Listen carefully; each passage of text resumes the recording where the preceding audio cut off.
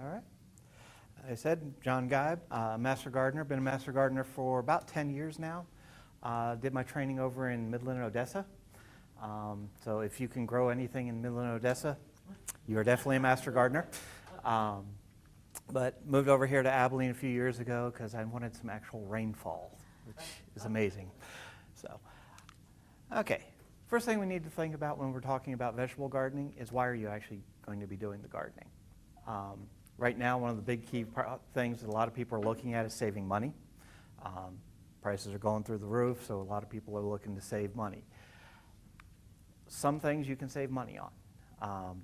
Just really depends. There's horror stories that they talk about, the $30,000 tomato, where they've gone in and they've gotten into the hobby of gardening. They end up with a greenhouse and they end up getting a tomato, you know?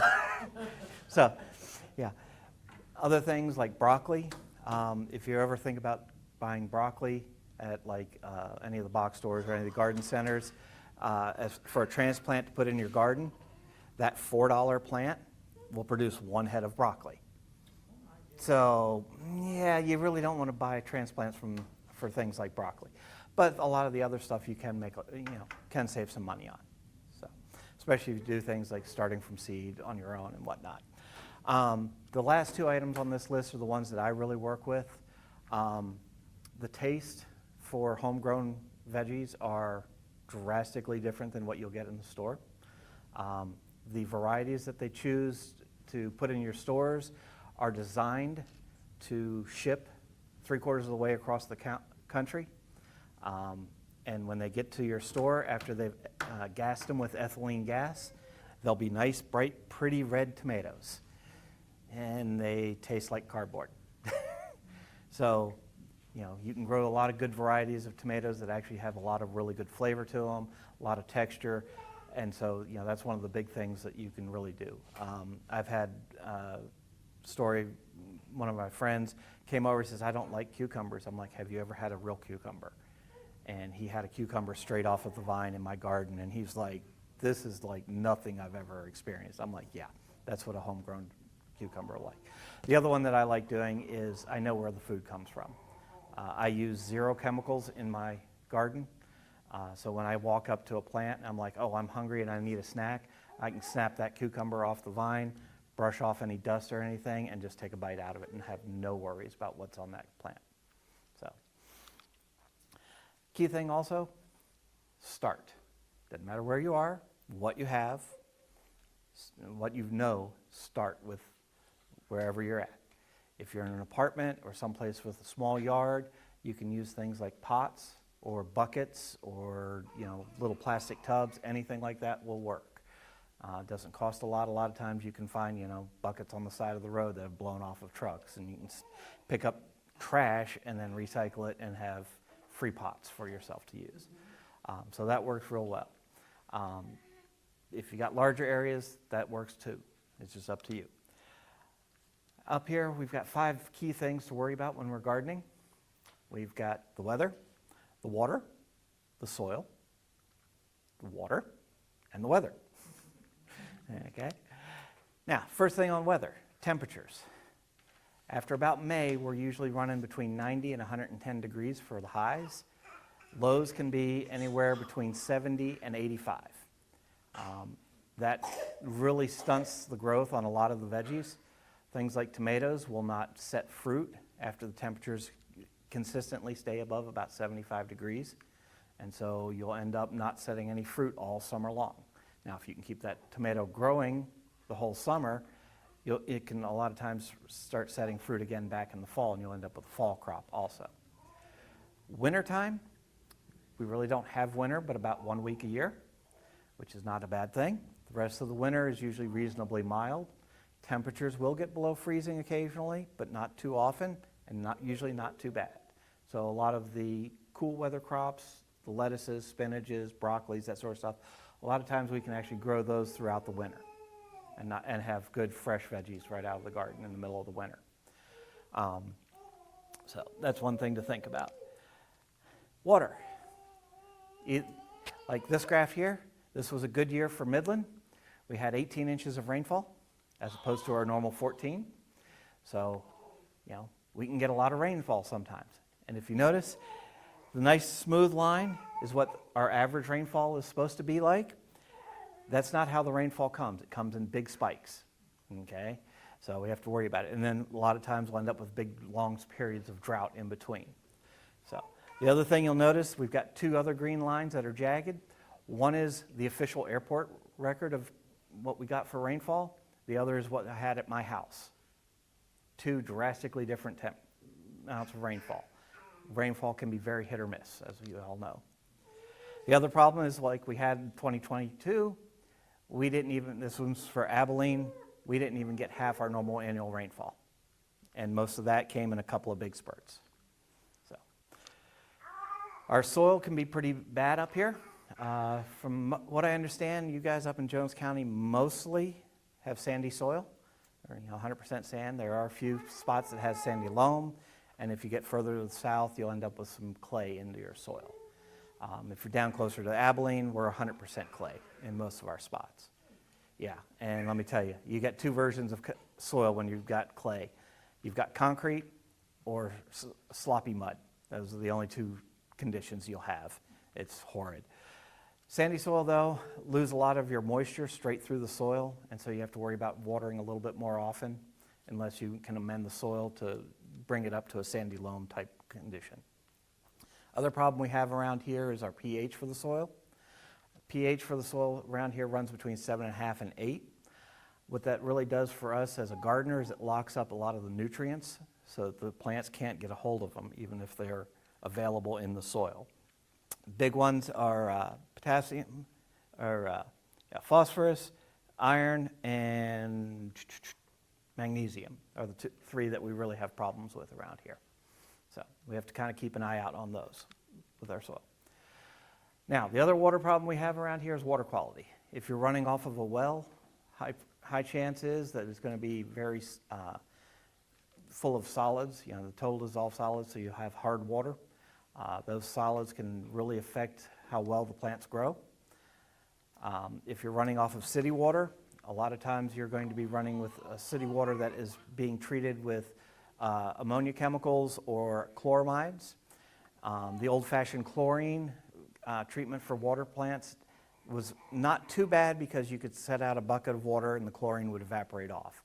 The chloramides that they're using nowadays has a persistence to it, is what they call it. It actually sticks around in the pipes and everything and keeps that antimicrobial activity going for several days. And it doesn't evaporate out very easily from the water. So when you're watering your plants, you're watering them with an antimicrobial water.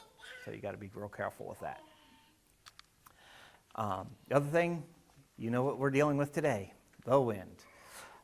While we don't get the hullabaloos that we do over in Midland, we still get a lot of wind.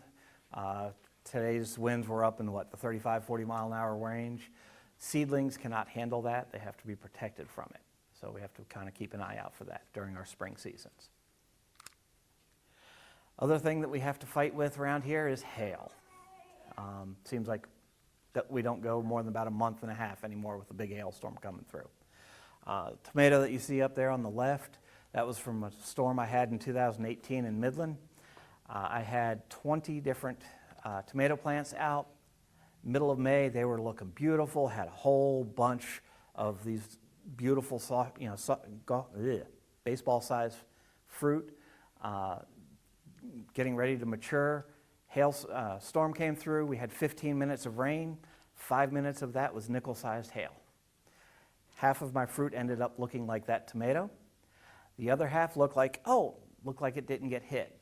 No, it all got hit. Just all the stuff that didn't get bruised completely like this ended up bruised and rotted on the vine before it could mature. I got 4 tomatoes that year out of 20 plants. So, now, when you're going to start gardening, first key suggestion, start small. If you don't know what you're doing and you decide to go plant a half acre of a garden, you're going to burn yourself out in the first 2 months. Okay? Start small for the first couple of seasons till you know what you're doing and you know what all the workloads are going to be like. Okay? This is key to being able to continue this more than one season. When we're talking the garden design, Do you have any pests? Deer, hogs, rabbits, dogs, cats, chickens. All of these things will enjoy going into your garden and destroying it one way or the other. So you may need to put a fence around your garden. Okay? Smaller fence works for a lot of the stuff. If we're talking chickens that you haven't clipped the wings on, you're probably talking about a 5-foot fence that you're going to need.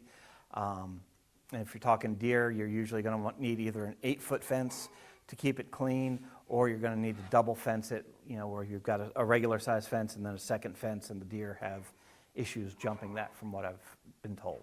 So you're going to need to water your garden somehow. Now, you can either have a hose bib out by your yard, right in the garden area, or you can do something like this where you have a couple of barrels that will, be able to water your plants from. The problem with this is that you usually don't have any water pressure from that, so you're just kind of draining it off into a bucket or something and then watering your plants. So, another thing that's also very useful to have is a compost bin or a worm bin right next to your garden. As plants die off, you pull stuff out, whatnot, you take all of the leftover scraps, throw it straight into your worm bin or your compost bin. They'll work on it over the winter. You'll end up with fresh compost for the next season to turn back into your garden. Having it close at hand is really nice. Other thing that helps being useful right next to the garden is a small tool shed. Your small hand tools, that sort of stuff. One thing I've seen a lot of people use is old mailboxes. They work wonderful for keeping the rain and stuff off of your tools. The big problem with that you run into is don't put your gloves out there. Black widows love to make homes into your gloves if you leave them out in the garden, I've found. And that's not a fun thing to run into. This garden here looks pretty decent. It's got a nice wide path right down the middle, so you can carry in with a wheelbarrow or a little pull cart or something, so you can bring in things like soil, mulch, that sort of stuff. Haul out all of your veggies that you've harvested for the season, work well through that. Got smaller side walkways in between the beds. You don't have to have anything real big. It's just for you to walk through so you can easy access on the beds. Beds are about 4 foot across. This is probably the largest you want to do in width for a bed. You could stretch and reach about 2 feet easily without having to try and lean in or walk into your bed. So 4 foot wide, you can reach from each side. 2 feet covers your bed, and you don't have to ever get into your bed. The one thing that this garden does have a problem with, as you see up in this corner, a little bit of a shadow spot caused by that rose bush, so that they're losing a couple of square feet of space to, nothing's going to grow there. For us, we might be able to actually plant some of our greens in there, lettuces, spinaches, might be able to get enough sunlight to go ahead and grow, so it wouldn't be a problem. You could do one of two things. You could either trim back that rose bush to give it a little bit more sun. Personally, because that rose bush is attracting a lot of pollinators to your garden, I'd leave it. I'd sacrifice a couple of square feet of garden space to shadow and rather have all the pollinators into your garden. Vegetable placement can be important. Remember, some of your plants can get really tall, especially things like corn, can get up to about 6 foot tall. Can throw pretty good shade over your garden. So you kind of want to plant those more towards the north side of the garden bed so that you don't throw shade onto some of your other plants, unless you want to throw shade on your plants. Like I said, some of the plants like spinach, lettuce, that sort of stuff, they can't take our heat, but they don't need a lot of sunlight. So if you put, say, like a tall plant, like either some corn or maybe some cucumbers on a trellis, you can plant underneath that a lot of times some lettuce or spinach that'll be able to grow a little bit longer into the season because it's a little bit cooler in the shade there. Like I said, just kind of plant from, work your way up in height. Site selection can be kind of important. We're needing to get between 6 and 8 hours of direct sunlight on your garden beds most of the time, especially if you're doing flowering plants such as tomatoes, squash, peppers, melons. Any of those need at least 6 to 8 hours of sunlight. Some of your leafy crops can get by with a little bit less. So if you got a choice, try and get a spot that's got morning sunlight as opposed to afternoon sunlight. So that would be the east side of your house if you can. That harsh summer sun in the afternoon can really be brutal on your plants. So you want to try and make those give them a little bit of shade in the afternoon if possible. The sandy loam soil, if you can actually get sandy loam here, is great. If it's the sandy, just straight sand soil, then we're going to have to work on it, which I'll talk about in a minute. Sandy soil is usually pretty well draining, which isn't a problem. Low salinity water, like I was saying, things like the chloramides in your tap water, or possibly coming out of your well. You want to try and eliminate that if at all possible. Really, the only way you're going to be able to do that is to either filter it or use rainwater, if you can do some rainwater capture. Now, if you're going to do rainwater capture, you need a lot of water for your plants, so just think about that. Convenience is always nice. If you're going to build your garden, don't put it in the back corner of your lot, okay? You'll never go see it. That's one of the big problems. Have it right up as close to the house as possible. It means you're always seeing it. You'll always be able to spot when you've got something going on in the garden, say a pest problem or anything. You'll be able to see it rather quickly and be able to take care of it before it gets out of hand. The other thing is that's nice about having it up close to the house. Oh, I need some dill for what I'm cooking tonight. Just run out the door real quick, grab some, and walk right back in the house. So your grocery store is a couple of feet outside your door is always nice. Unfortunately, if you live in town, a lot of times this is what our yards are going to look like. If you live in an older portion of town where you've got some trees around, unfortunately, if they're your neighbor's trees, you can't do anything about it. If they're your trees, you can kind of cut them back if you want, but I kind of like the shade, so it's up to you. The other thing you'll find about trees is the root structure will go quite a ways out from the actual tree trunk, and so you may, if you're going to go and rototill your garden, you may be chewing up the roots for your trees. So that may be something that might be an issue for you. One of the things you can do to get away from some of the bad soils, either straight sandy soil or like I have with the clay, is raised beds. That way you can control the soil, exactly what you have in that soil. You know what's going to be there. You can help control the pH on it nicely. The raised beds can pretty much be made of anything you want. I've seen them made from anything from old pallets to cinder block to actual concrete walls. It's all up to you. The more permanent it is, you want to kind of garden a couple of years before you make them into something real permanent. Things like the cinder block that I use is actually fairly easy to move, if you need to, but I've also got a pretty open spot where I put mine in. So they don't have to be mortared together. You can just kind of stack them on top of each other as long as it's a fairly flat surface to start with. Depth for your beds, minimum would be 6 inches if you're going to do raised beds. That's kind of a minimum, and that grows a lot of the smaller plants. If we're talking things like carrots or tomatoes or peppers, the root structure on that will go at least a foot, sometimes up as much as 2.5 feet for tomatoes. So you want to get a little bit deeper of a raised bed for those. What I usually use is 3 rows of cinder block. It's about 2 feet tall, so it sits right about here.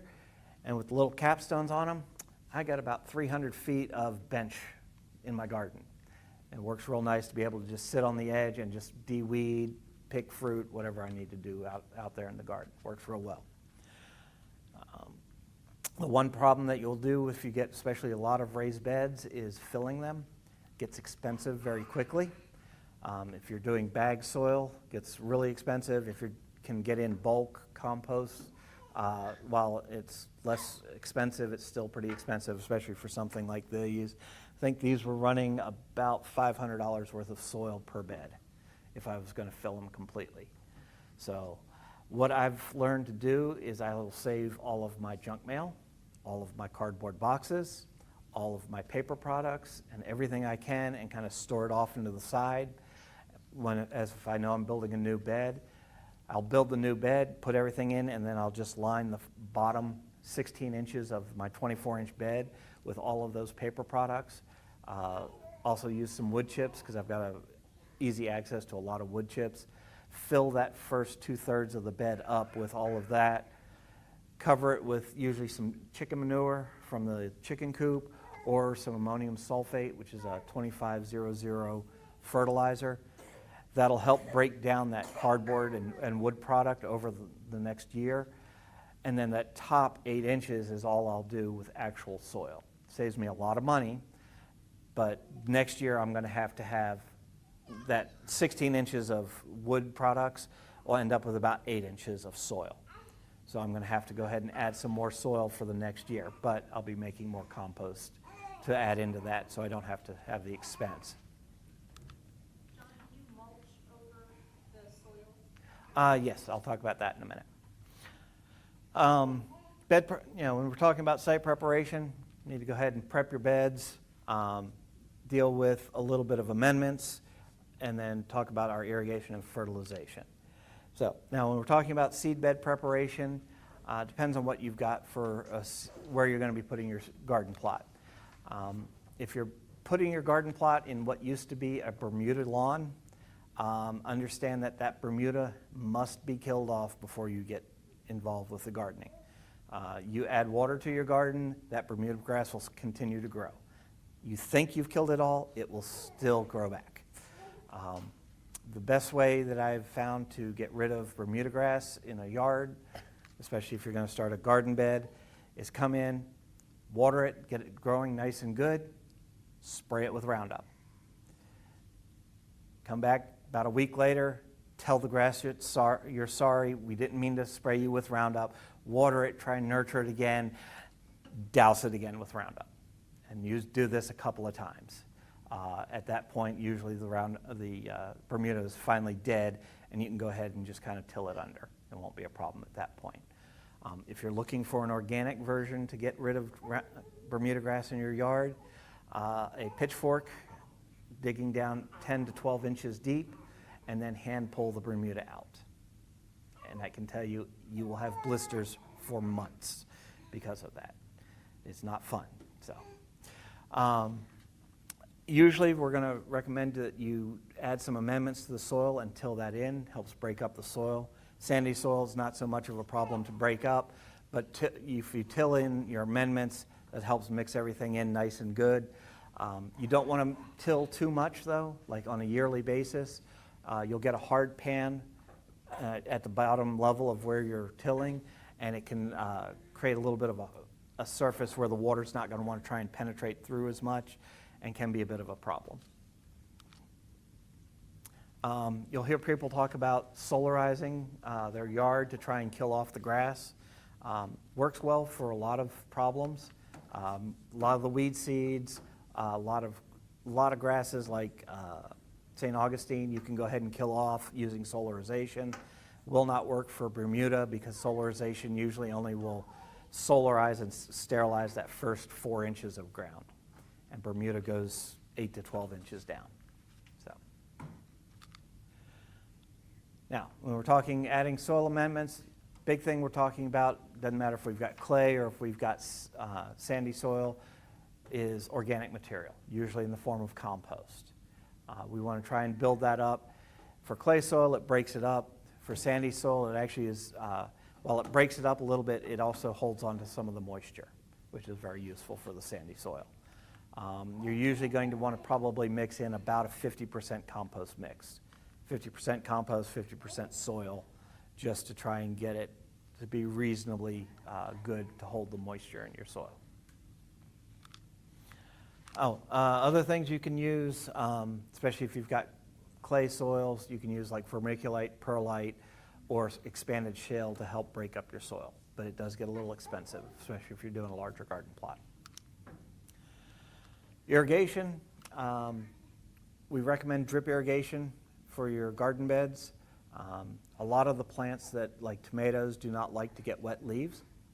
And so we want to go ahead and make sure that we water the soil and the root structure, but not the plant itself.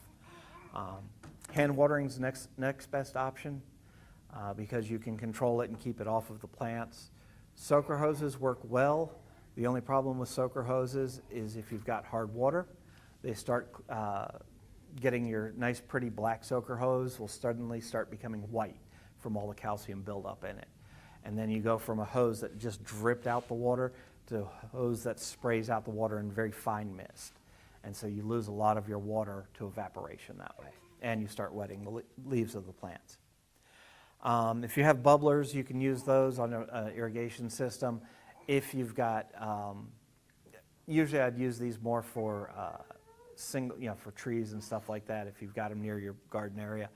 And then pop-up sprinklers, if you really have to use those, you can. But like I said, a lot of your plants aren't going to like it. So, fertilization, got two choices on fertilization. You can either go with organic or inorganic methods. Organic methods usually are a little bit less effective in the concentration amounts that you have for your soil, for your fertilization. We're talking, when we look at fertilizer, we're looking at there's 3 numbers on the bag. It's the list of percentage of nitrogen, phosphorus, and potassium. Those numbers on an organic fertilizer are going to be rather low, usually 7 or less. And if you're looking at an inorganic fertilizer, say like an ammonium sulfate, that could be up in the 20-25 range for nitrogen source, things of that nature. So you don't need as much fertilizer to put into your beds. The one problem with a lot of the inorganic fertilizers is that they are salt-based. So if you've got salty water and you're putting a salty fertilizer onto your plants, you can do some damage to them. So you have to be careful with that. A lot of the organic versions, you don't have to worry so much about burning your plants with the fertilizer. Usually you're going to try and till in your fertilization at least the first inch or two just to help it mix in with the soil, so once it gets wet it kind of flows in nicely. And always base your fertilization off of a soil sample. We do have some soil sample bags if you need to go ahead and pick one up and get your soil tested for your garden area. Well, what crops are you going to grow? Well, what do you eat? That's the first thing. If you don't like a particular food crop, don't grow it. There's no sense wasting the space in your garden. Okay, so if there's something that you really like to eat, go ahead and try and grow it. Most things will grow here except for citrus. So, vegetable variety selection can be critical, especially if you're doing in-ground gardening. We do have the Aggie Horticulture website that you can come in, select Jones County from that, and it'll give you a list of all the actually tested and trialed varieties of vegetables that we recommend for Jones County. It works really well. Now, the one thing I have found, though, if you're doing a lot of work on your soil to get it into a much better shape than the standard soil that we have here, you can grow pretty much anything so long as it can handle our weather conditions. Okay? So, but that means you're having to deal with making sure the soil is good enough for that particular variety. Now, you'll see these kind of lists all over the internet. Oh, family of 4, you need to grow this many plants or that many things. Don't believe these. Our family eats about a head of broccoli a week. So I need about 50 plants of broccoli if I want to keep replace all of my broccoli from the store and eat it out of my garden. So their 10 to 15 plants of broccoli isn't going to cut it for my family. So have to base this off of what you actually were going to eat. You will find lists out there. I believe there's one off of the Aggie Horticulture site where it shows the number of pounds of a particular crop that you can get off of a row. And that's very useful because you can take what you're buying out of the store and go, hey, I'm actually eating this much food. Let me go ahead and use that. Yeah, and then I can need how much row footage I need of a particular variety. If you're in a small space, these are the ones you can grow usually without too much space involved. Things like carrots, you can probably get about 20 or 25 carrots in a 5-gallon bucket. So they don't take a lot of room. So it's kind of a nice thing to have if you've got small areas. A lot of the other ones that you'll see that aren't on this list can take up a lot of room sometimes. Now, Cool season crops, we've just come out of our cool season. We're now starting to get into all of our nice, good warm season crops. These crops will work well, but they'll work well starting in about September, okay? And you'll be able to run these all winter long. If the crop is not on this list, it's a warm weather crop, and it can go in the ground now. Now, when we're talking about planting, got two options for planting, either by seed or by transplant. Seeds can be, it's kind of cool to watch a seed that you plant and let it grow from nothing up to actually being able to produce food for you. Follow the recommendations on the seed package for spacing. The one thing that they do suggest on the seed packets is they'll plant, a lot of seeds in there, usually, 1 inch apart or something, and then you'll have to thin them because you'll end up with something that looks like this. Well, I've always looked at that and go, why should I plant 6 plants 1 inch apart when I have to pull them out and end up with 1 plant every 6 inches? So what I'll usually do for the plant spacing, I'll actually plant, say, 2 seeds on the final plant spacing that they recommend off the seed packet. And then when those 2, if both of them germinate, I'll trim back 1 and then let the other one grow. When you're talking about thinning seeds, though, I do recommend not pulling the seedlings out, but to go ahead and actually trim them with scissors or a pair of cutters. If you pull them, you have a chance of disturbing the roots of the plant next door. So you want to be careful with that. Now, if you're real delicate with them, and I've seen people that they'll plant a bunch of these like this and go, oh, and they'll work their way through and they'll pull the seedling out nice and carefully and then transplant it. I'm like, I'd just rather not use quite so many seeds. So, critical thing that even us experienced master gardeners will learn, always remember to label whatever you're putting in for seeds. I highly recommend if you're going to go out and plant your seeds, have your labels already pre-written out and ready to go, and carry them out with your seeds. Put the marker in, then plant your seeds, okay? Because it always gets down, you'll put all the seeds in and say, well, I'll mark it here in a second, and then put the next seeds in, and then you go, was this variety or this variety? And you'll never remember. So I always try and remember, mark it first, then put the seeds behind it so you know where everything's at. If you're early in the season, you can go ahead and use row covers. This will help warm up the soil in the spring. Right now we don't need it anymore, but it also helps to be able to protect from things like wind and that sort of stuff when the seedlings are still really young. So it's kind of be a useful thing for keeping things in the early season. Transplants, best thing about transplants is you can pick up a couple of weeks early on your season when you're talking the early part of the season. Usually when we're talking transplants, we're talking a 4 to 6 inch plant, has at least 2 to 4 of its what we call the true leaves. Whenever you plant a seedling and it starts growing out of the soil, the leaves look just about identical for almost all seedlings. It's what's called the cotyledal leaves. It's usually these 2 little leaves right here, just simple oval looking leaves. All seeds have them, they kind of come up. That's what gives them the initial energy to start producing some energy from the plant, from the sun, so that we can go ahead and work from there. Once it starts growing beyond that, it'll actually start getting some leaves that actually look like the final product. So that's always a nice thing to do. And you'll want to have a couple of those before you do any transplants. Some plants are easier to transplant than others. Root crops like carrots and beets, you probably don't want to try and transplant those because once you disturb that roots, it doesn't work real well a lot of times. A couple others like corn, they don't really like to be transplanted a whole lot either. Things like squash and cucumbers, you can transplant, but you have to be real delicate with the roots. They don't like the roots disturbed very much, and you can stunt them by a week or 2 in growth if you aren't real careful when you're transplanting them. Columns on the left are the ones that really like to be transplanted. In fact, some of those we actually recommend that those are the only way to plant them is by transplants. especially for tomatoes. Usually when I take a tomato, we talk 4 to 6 inch transplant for the tomatoes. I usually do a transplant for the tomatoes about 2 feet tall.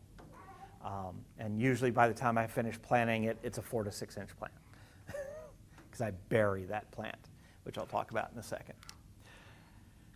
Now, if you're going to go to the store and go look for transplants to go put in your garden, don't bring any problems home with you. The one on the left, you can see it's got that kind of drained out looking soil. It looks like it probably doesn't have any nutrients in that soil. That plant's probably been stressed a little bit, so you might want to hold off on that one. The one in the middle, it's got that green fuzz on the top. It means it's had a lot of water, so it's got some algae buildup on it. May be prone to fungal issues right now, so you may want to skip that one. The other ones on the far right, they're actually looking pretty good, and soil looks good. There's some roots, but there's not a lot. Try not to get those that are root bound. When I go to buy a plant in the store, the people at the store hate me because I'm going to be abusive to that plant. I'm going to take the transplant, I'm going to look at it. First thing I'm going to do is put my fingers over the soil, I'm going to flip that plant upside down. Okay, I'm going to look at the bottom of the leaves. Most of our pests live on the bottom side of the leaves. So I'm going to look for eggs or any pests on the bottom side of the leaves to make sure I don't bring those home. Okay, I'm going to take that bucket or the pot while it's upside down, squeeze it a little bit to break it loose from the plant itself, and pull the pot off so I can look at the root structure. Make sure it's not root bound. If you see a plant that's got all the roots just bundled all around it, you probably want to go ahead and skip that. That plant's been in that pot a little bit too long. Now, you can take it home and plant it. You can work with that root-bound plant and kind of work out and tease out the roots a little bit so it's not quite so bad. And it actually isn't necessarily that bad of a problem, but it's easier if you don't have to deal with that. So when you go ahead and transplant and put them in the ground, you don't need anything in the way of like a root starter or anything like that. They're going to grow. Their root starter is going to be water. As soon as you get some water in there, they'll be able to grow real well. Okay. Now, when I was talking about tomato transplants, okay, this transplant here for tomatoes is a little short, but I'd still plant it in. I'd trim off a couple of the leaves down here and plant that entire stalk probably up to about here. And the reason is that stalk will grow roots as soon as it hits soil. And so when I talk about planting a tomato plant that's this big, that much of it gets above ground. The rest of that will end up buried into the soil and start growing roots. That plant will sit there and look like it's not doing anything for about 2 weeks. And what it's doing in that first week or two, it's sending out all sorts of new roots off of that structure. But instead of having this little teeny ball for a root structure, I now have a massive root system for that plant. And that plant will, once it decides, okay, I've got enough roots, I can start growing again, it grows huge. And it can suck up all the nutrients at once. And you can get some really good tomato plants out of that. Mulch. I do recommend mulch. Can be anything from like a straw or hay mulch. It's up to you. Or you could do wood chips. Mulch has a lot of good benefits for it. One of the key ones is retention of moisture, so you don't have to water quite so much. Another good one that it really does is prevent weeds, especially if you're in an in-ground garden. The only problem that you have with mulch is it's a hiding place for pests. So it's kind of a trade-off on that. But I'll take a lot of the water retention over the pest problems. So when you're in season, like I said, we need to water. Water all the time. You can see how I do my drip irrigation system. I make sure I get very good coverage with the drip water lines to make sure that I don't have to water a lot to cover all the ground. Okay? Plants need roughly an inch of rainfall a week to go ahead and grow well, but a lot of that can be concentrated in certain sections of the year. Things like watermelons can grow reasonably well with minimal water until it starts getting time for the fruit to set. And then you want to really go ahead and give it enough water until right before harvest. A lot of times when you're growing plants, lack of water can cause stress in the plants. For things like watermelon, cantaloupe, that sort of stuff, what that actually does is it concentrates the sugars into the fruit, and so it gets a much sweeter plant.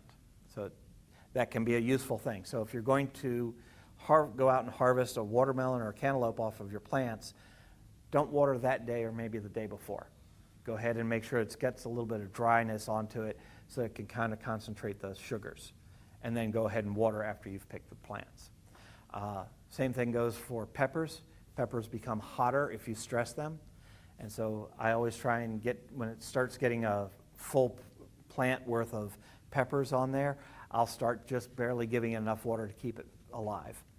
And that, once the fruits have set and gotten good size, I'll cut the water back drastically and get them nice and hot, because my wife likes hot stuff, which I can't stand. So, insects and diseases. You go out there, you look at your plants. Oh, look, I've got aphids. Let me go grab the can of Raid to go spray them and kill them. No, don't do that. Mother Nature, for the most part, will take care of most of your pests naturally if you don't put any chemicals in your garden. Those people that use things like 7-Dust and stuff are not only wiping out the pest problems, they're also wiping out all the predators that would be coming in and taking care of those pests naturally. So we recommend highly that you do not use pesticides on your fruit, especially if you're trying to get good, healthy fruit for yourself.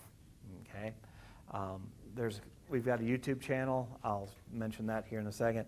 I've got a video on there about integrated pest management that talks about how you can bring a lot of the predators into your garden to take care of a lot of your pest problems. Some of the ways that we can do that, though, is through things like trap crops and rotation. Trap crops will attract certain pests. Things like the blue Hubbard squash that you see in the upper left there is the favorite food for squash bugs. If there's a row of squash and there's one blue Hubbard squash, all of the squash bugs will go to the blue Hubbard squash for the most part and leave the rest of your squash alone. And so you kind of be able to grow squash and have all the squash bugs over here. And so if you want to do something like spray with some harsher chemicals onto the blue Hubbard that you're not going to actually eat, that's not a problem then. That way you can go ahead and draw all the squash bugs over and kill them off over there. Other things for trap crops, things like ryegrass works well for root knot nematodes, which you'll see a picture of in the upper left. Another thing that works well for root knot nematodes is marigolds. Their root structure puts out some chemicals that actually drives the nematodes out. And so when we're talking things like nightshade plants, so peppers, tomatoes, potatoes, that sort of stuff, they're very susceptible to having root knot nematodes. And so I plant a lot of marigolds in that area. And when I'm saying a lot, I'm talking 4 to 6 marigold plants per nightshade plant a lot of times. So it looks more like a garden bed of marigolds than it does a vegetable garden. But that also attracts a lot of pollinators into your garden, which is useful. If you got bigger critters, you're going to have to figure out some way to take care of them. Things like deer and that sort of stuff. Birds you can usually scatter off with things like scarecrows as long as they move and that sort of stuff. If you're out in the country a bit, you can use a little bit more drastic measures for some of the smaller or mid-size critters as needed. So it's up to you. One key thing on tomatoes. Tomatoes are very notorious for getting viruses. Do not work with any virused tomatoes. As soon as you find out that one of your tomatoes has a virus in it, pull it, throw it in the trash can. Do not compost it. Just get rid of it off of your property. Okay? Otherwise, you're going to have problems with that virus transferring to other things. Usually, you're going to end up having to go 2 to 3 years before you can plant tomatoes or other nightshades back in that same location. So you're going to have to rotate around. Get to the end of the season, you're going to want to go ahead and make sure you clean everything up a little bit. Add some compost a lot of times, or maybe some manure to go ahead and just let that compost over the winter. Now, like I said, a lot of times, though, we can be growing throughout the winter with some of our good green crops. So that's up to you whether you actually end up having an end of season or not. Recommend, like I said, soil sample usually about every 3 years, 2 to 3 years. And that way you can kind of keep on what you actually need to fertilize to keep your crops growing. Compost. Rotation, when we're talking crop rotation, we want to make sure we rotate between families of crops. So the big crops that you'll run into are nightshades, which is going to be tomatoes, peppers, eggplant, and potatoes are all nightshade plants. Cubits, that's going to be all of your melons, all of your watermelons, cucumbers, any of your melons like cantaloupe and all that. Those are all in the cubit family.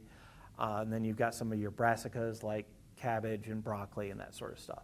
So you're going to want to try and rotate those around. Oh, and legumes is the other big family too. Those will be your beans and that stuff.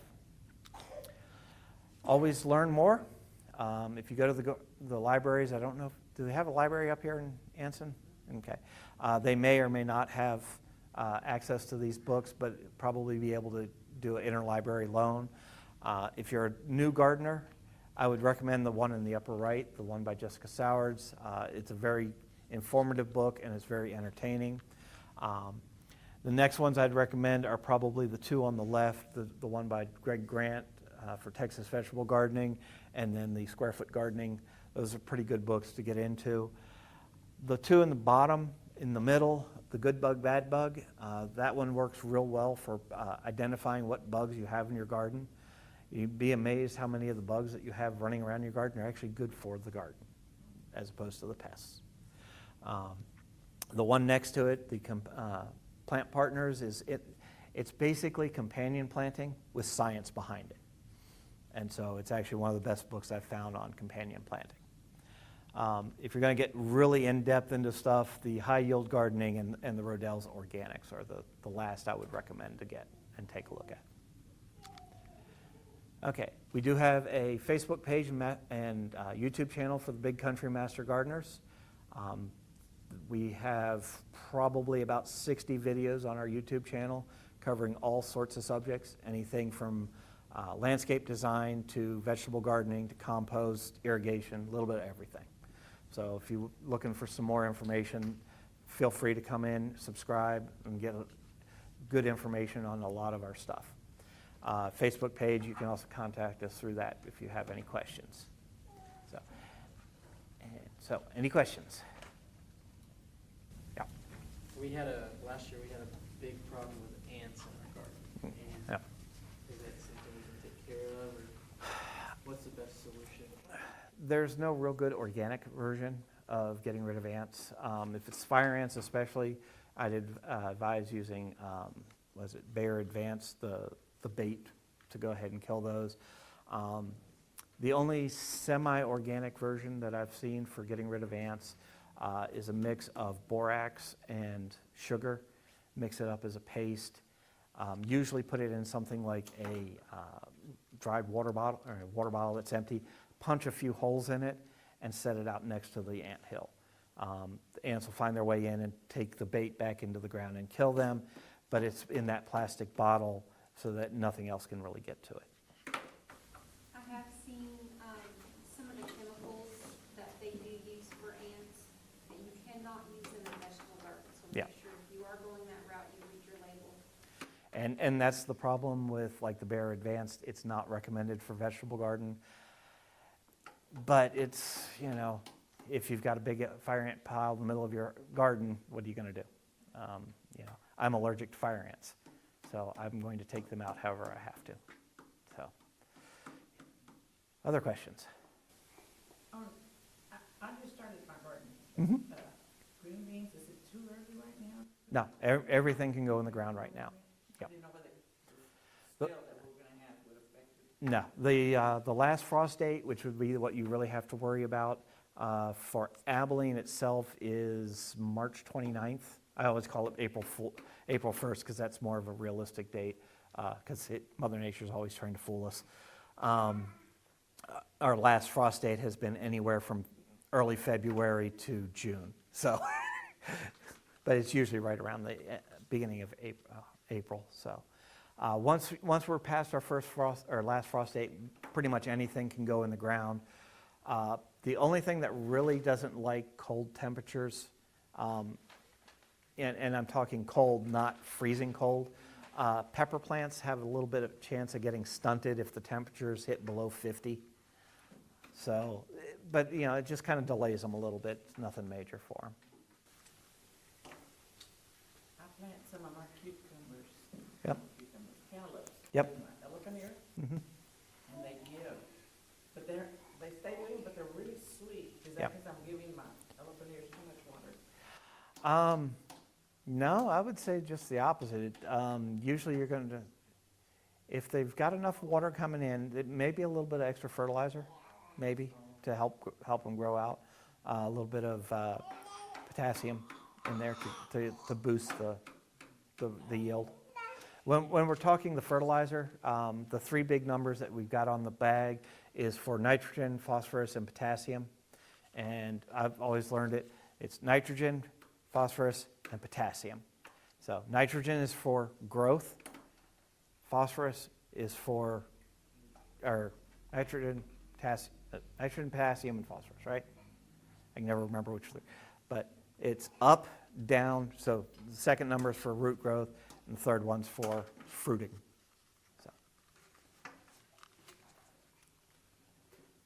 any other questions? All right, we got door prizes.